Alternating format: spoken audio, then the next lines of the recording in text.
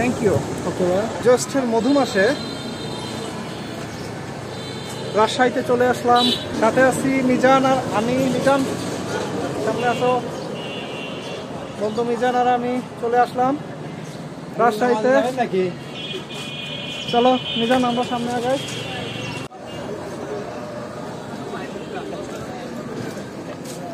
লিচু কত করে মামা? 300 টাকা। রাজশাহীতে এসেও 300 টাকার শ খেতে হবে।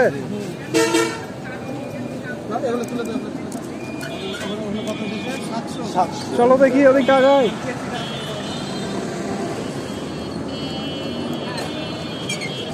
আসো আমরা চা খাই আগে। বিয়ার টিকিট কোথায় যাচ্ছে? আসো এদিকে বসি।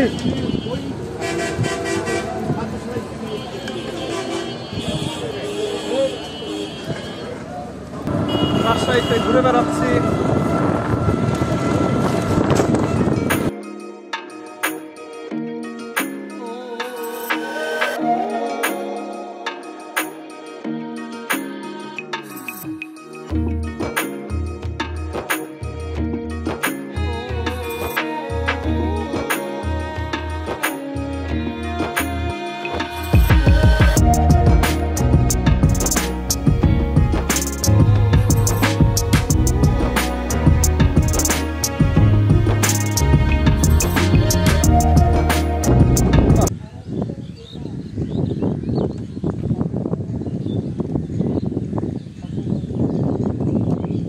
প্রচুর পাখি, বক উড়ে বেড়াচ্ছে।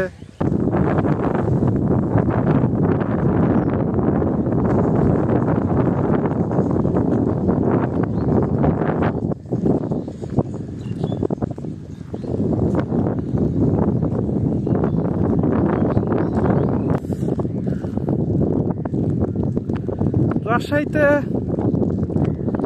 ঘুরতে এসে কিছু স্পট তো অবশ্যই ঘুরে দেখব।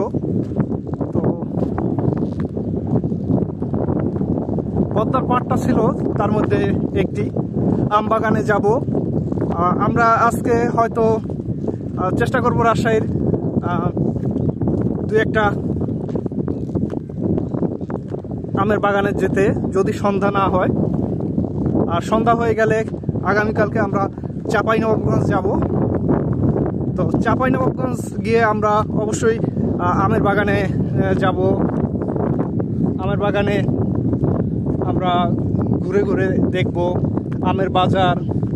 শুনেছিলাম রাজশাহীতে চাঁপাইনবাবগঞ্জে লিচু খুব ভালো পাওয়া যায়।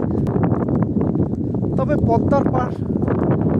পদ্মার বুকে আসলেই ধুধু মরুচর। এটা এত কম পানি, কি বলবো। এদিকে যত দূরে দেখা যাচ্ছে শুধু বালু আর বালু। অল্প একটু নদীটা অল্প, আবার তার মাঝখানেও চর দেখা যাচ্ছে।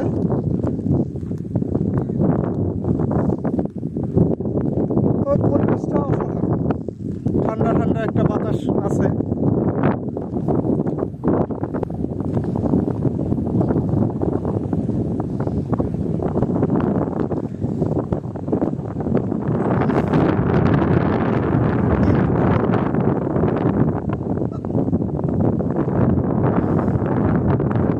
পানকৌড়ি, সাদাবক,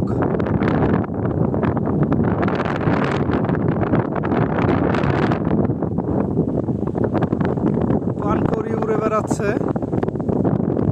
মাছ শিকারে ব্যস্ত। আমরা পদ্মার পাড় দিয়ে হাঁটবো।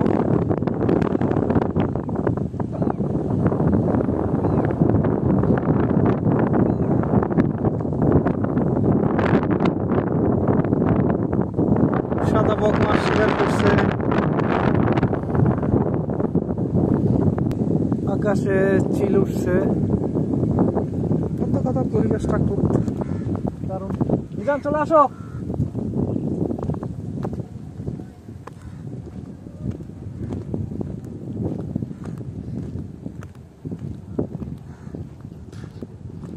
পদ্মায় ট্রলারগুলো এঁকে বেঁকে চলতে হচ্ছে, কারণ দেখতেই পাচ্ছেন শুধু চর আর চর।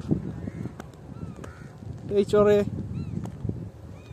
সোজাসুজিভাবে আর যাই হোক নৌকা চালানো না। ভাইয়া আমরা একটু পাড়েই ঘুরি।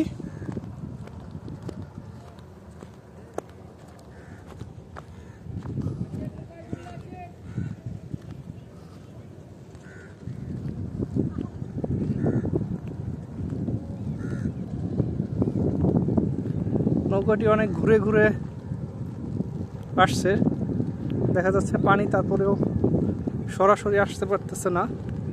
এর কারণ হচ্ছে চর পড়ে গেছে, আর এই চরের জন্যই তাদেরকে ঘুরে ঘুরে আসতে হচ্ছে।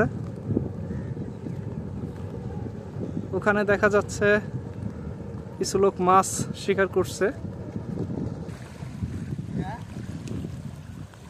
আপনারা কি এখানকার? আচ্ছা, কোথায় বাড়ি আপনাদের? কোথায় বাড়ি?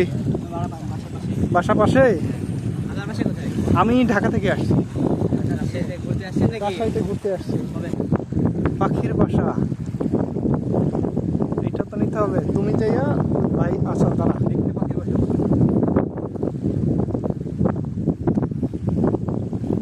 দেখতে মনে হচ্ছে এটা পাখির বাসা। দেখি কাছে গিয়ে এটা আসলে পাখির বাসা না সাপের বাসা। মনে হচ্ছে এটা পাখির বাসায়।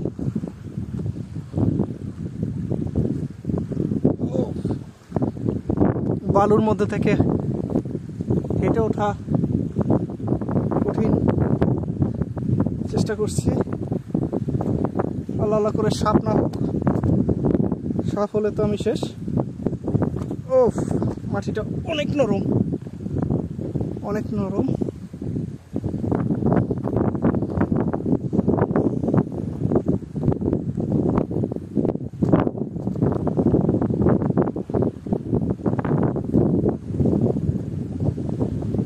এটা ছিল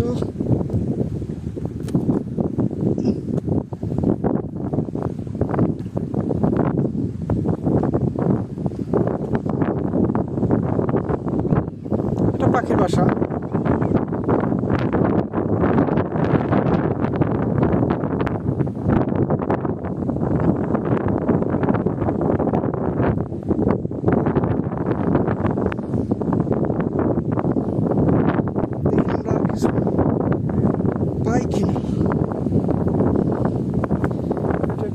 রিস্কি কাজ, পাখি ছাড়া অন্য কিছু হতে পারে না। এটা পাখির বাসা, পাখি দেখা যাচ্ছে না। এই জাতীয় গর্তে পাখিরাও থাকে। পাখির বাসা মনে হচ্ছে, কিন্তু দেখা যাচ্ছে না। আশেপাশে প্রচুর পাখি আছে, পাখি উড়ে বেড়াচ্ছে।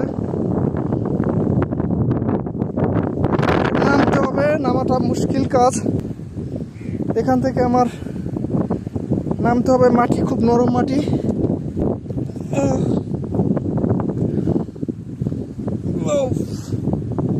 এটা সত্যি খুব নরম মাটি, একটু ধাক্কা লাগলে আমি পড়ে যাব।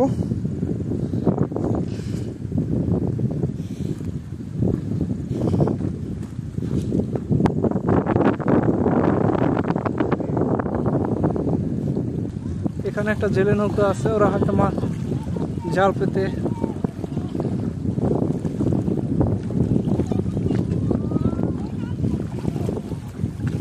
জাল পেতে বসে আছে মাছ তোলার জন্য।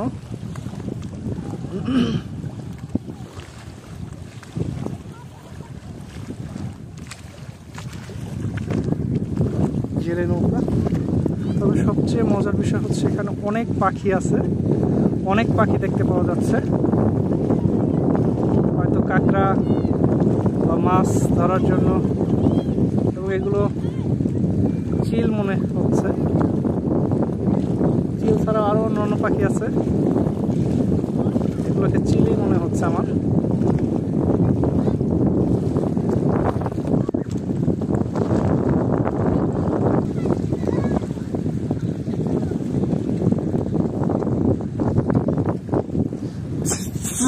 মার দেবে।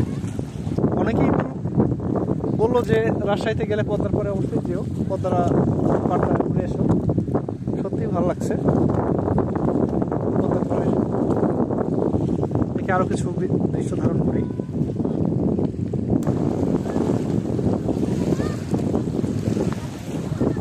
চলে আসছো?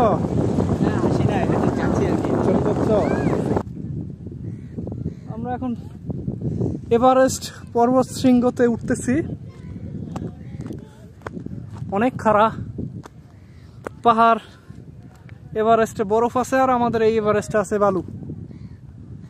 চলুন এই বালু ভেঙে আমরা এভারেস্ট উঠি।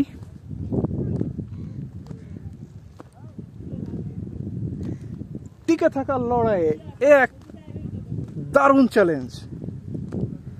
আমাদেরকে হেঁটে হেঁটে উপরে উঠতে হবে, সাথে আমাদের কোনো খাবার পানি নেই।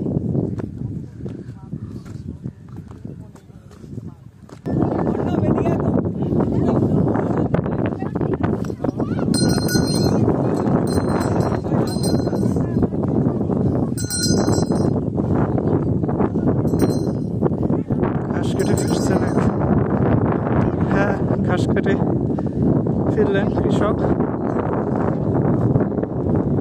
ওই পাটটায় চরটা আরো বেশি জমজমাট।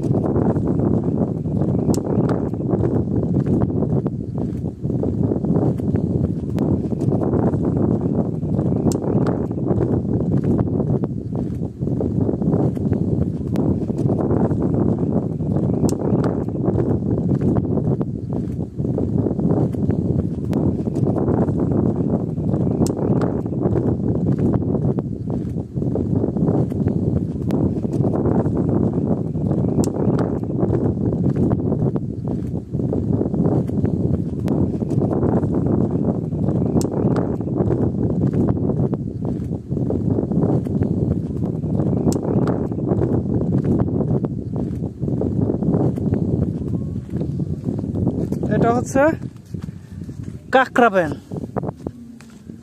আমরা ছোটবেলায় এটাকে কাকরাবেন নামে জানতাম।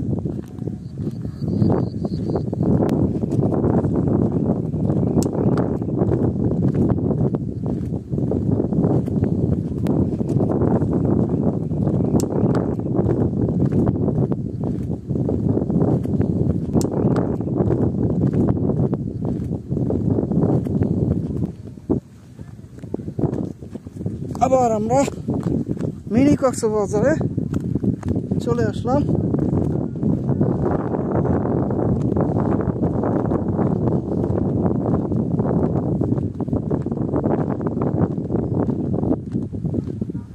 আমাদের ভুল হয়েছে, ছোট একটা নিয়ে আসতেই তো।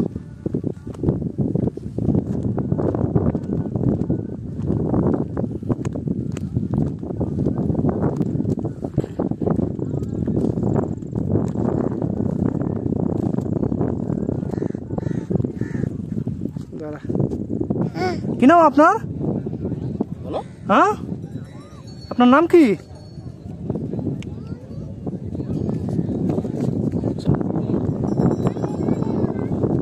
মিনি কক্সবাজার খ্যাত পদ্মার পাড়, উন্মুক্ত পদ্মা মরুভূমি। এখন এখানে আমরা মানে পদ্মার যে অবস্থা হয়েছে, এই পদ্মার পাড়ে বসেই আমরা মধ্যপ্রাচ্যের বালুর মধ্যে আছি এইরকম কিছু শ্যুট করতে পারি, যেটা আমাদের কি বলবো, আমাদের অনুপ্রেরণার উৎস আমাদের হিরু আলম ভাই যেটা করেছেন, যে পদ্মার পাড়ে গিয়ে সে সৌদি আরব বানিয়ে দিয়েছে। তো ওই জিনিসটা আমরাও করতে পারি চাইলে।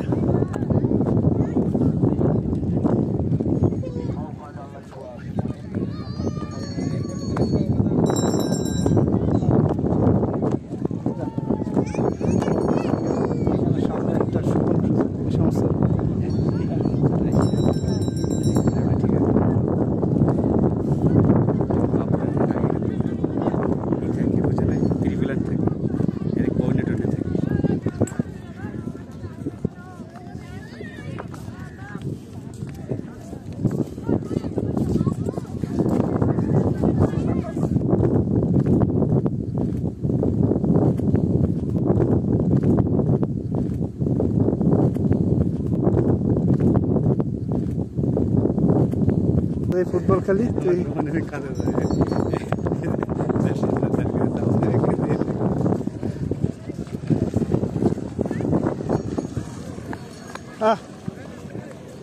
এই যাস না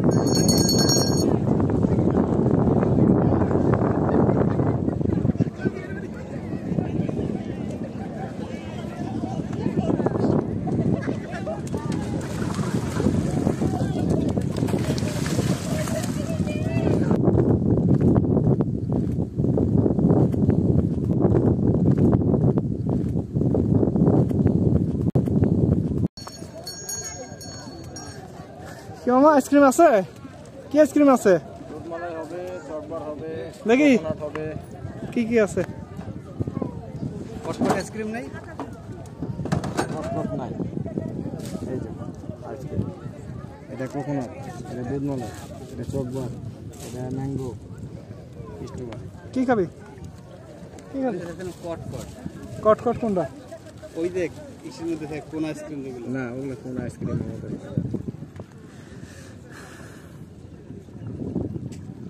সামনাসামনি পড়ছে কত মহব্বত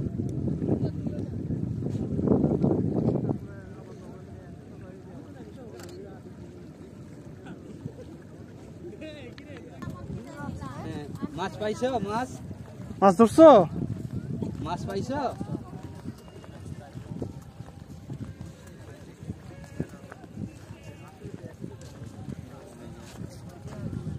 এই সিনটা